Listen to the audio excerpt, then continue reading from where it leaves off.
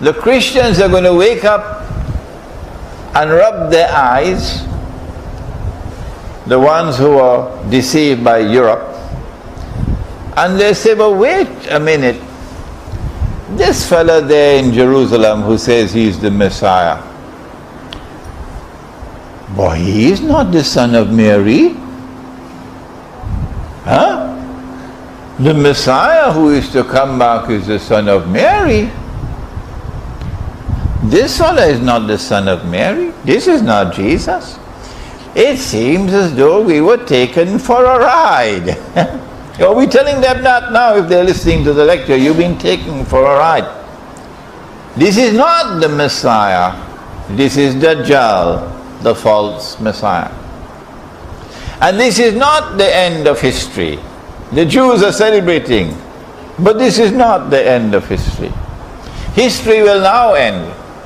When the true Messiah comes back, Nabi Muhammad alayhi salatu wasalam said that he will come down from the sky with his hands resting on the wings of two angels. He's going to come down in a masjid in Damascus. And I had some problems with this hadith, I have to confess. I said, why Damascus? He went up in Jerusalem. So why is he coming back in Damascus? You know how I like to ask questions. So I lived with this problem for some time until I realized, oh, wait a minute. The first time he came, Allah raised a man, Yahya alayhi salam, John the Baptist. And it was Yahya alayhi salam, John the Baptist, who pointed and said, here he is. This is the man you've been waiting for. This is the Messiah. Positive identification. And so when he's to come back, he comes back again where John the Baptist is, because his head is buried in Damascus, in Masjid al-Umawi.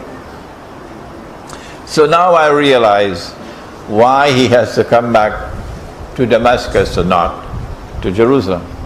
When he comes back, he's going to kill Dajjal. And after he kills Dajjal, then Allah will send فَبَعَثَ اللَّهُ Allah will send. It does not say Allah will release. No. It does not say that Allah will release. No. It says that Allah will send Gog and Magog.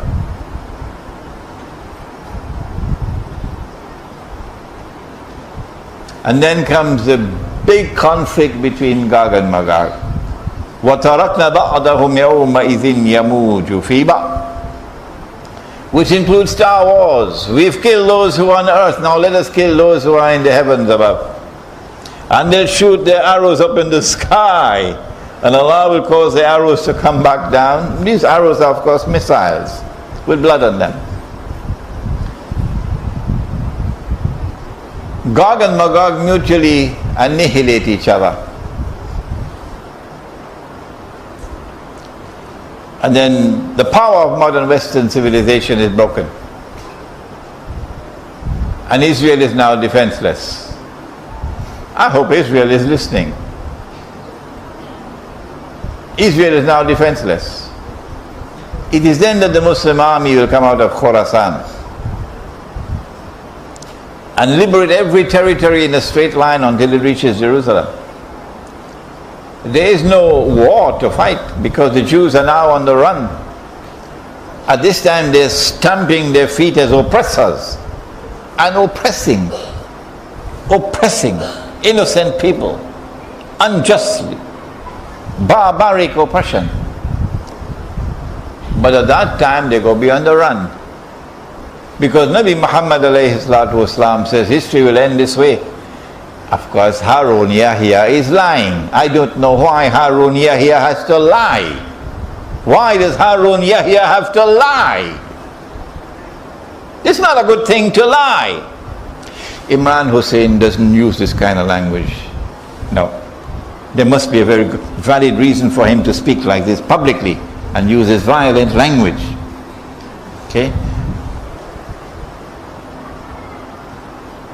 To tell us that when Nabi Isa alayhi salam returns, the Quran says that the Jews and the Christians will believe in him.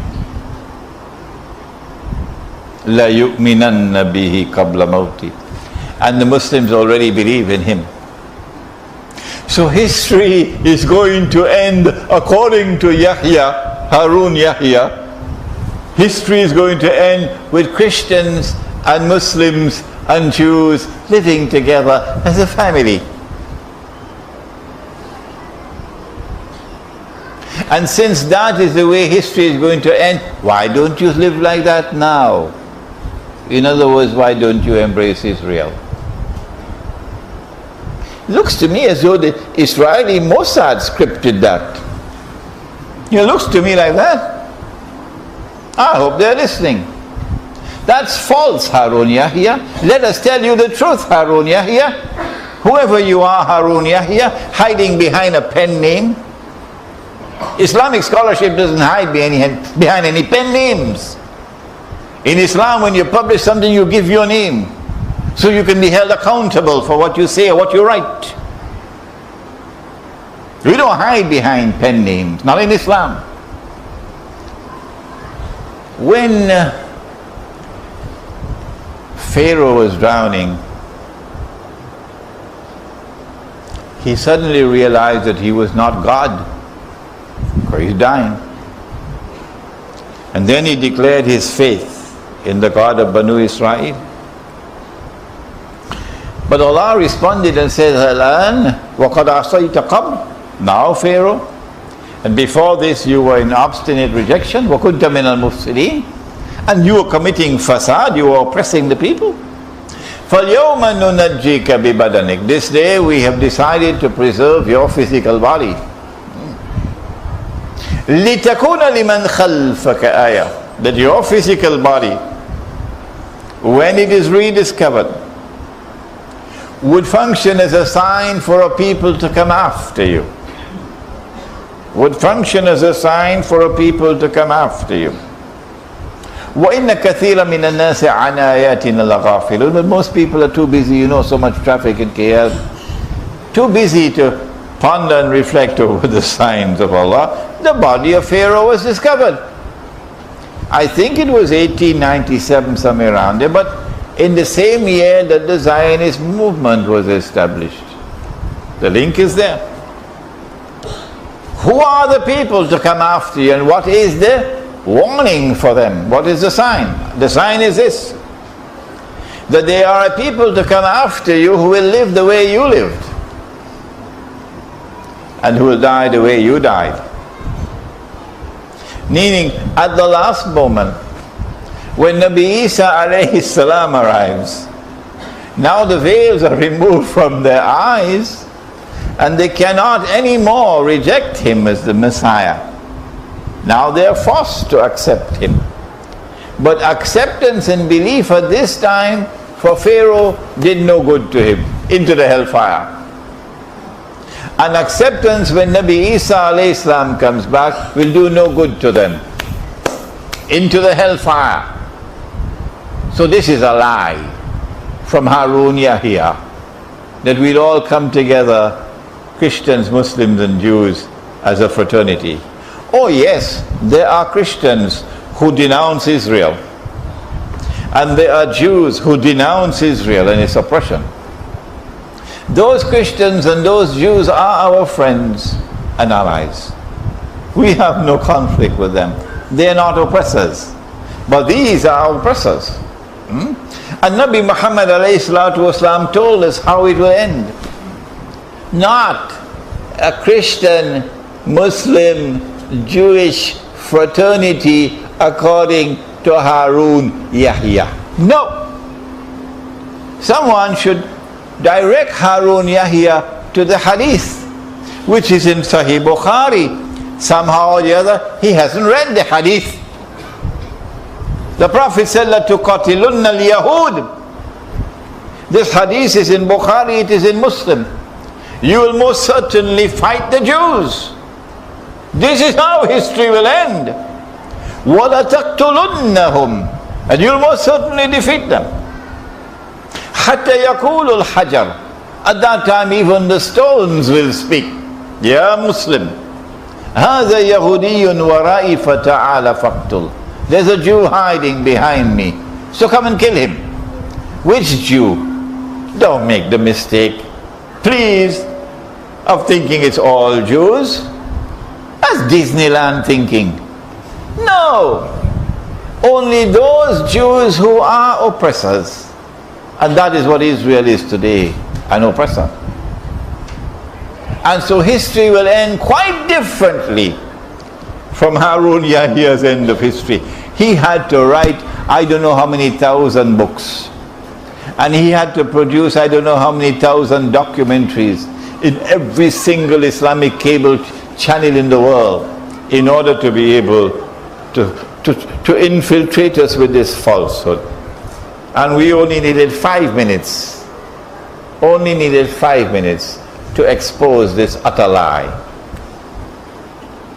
And so history ends with the destruction of the state of Israel, the impostor, with the destruction of Dajjal and of Gog and Magog, the liberation of the Holy Land. And now the truth is triumphant.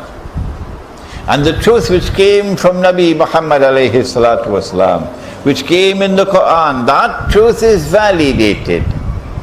That truth is validated. And therefore, Akhirul Zaman ends with truth triumphant in Jerusalem. But the Christians were saying the same thing. And the Jews were saying the same thing. And the Muslims are saying the same thing. Except that it's not the same thing. The truth which came in the Quran is the uncorrupted truth. And you have corrupted the message which came in previous revelations. And so it is to the Quran that mankind must turn. Only the Quran can explain the end of history. We pray that our gathering here tonight will understand that we have a duty to the Quran, that we must not betray the Quran. Nabi Muhammad alayhi salatu wasalam complained, and the complaint is in the Quran. Do you know that? And he complained to Allah, and he complained about you and I. It is in Surah Al-Furqan. وَقَالَ الرَّسُولُ يَا رَبِّ إِنَّ قَوْمِ اتَّخَذُوا هَذَا الْقُرْآنَ مَهْجُورًا. My people have forsaken this Quran. We will be falling in that category if we do not now return to the Quran and get the Quran to explain to us the world in which we are living today. You can begin that process by reciting the Quran constantly, cover to cover. And when you finish, you start again. And when you finish, you start again. Because you know what happens when you recite the Quran constantly? Do you know how much filth gets into the mind? It's constantly being corrupted, filth after filth, coming from television, coming from KLCC, coming from all. And you need to wash it. You need to have the ghusl of the mind. How can you get the ghusl of the mind and the heart? Answer, you must recite the Quran. And as you're reciting the Quran, the recitation of the Quran will purify you and give you the capacity to think clearly.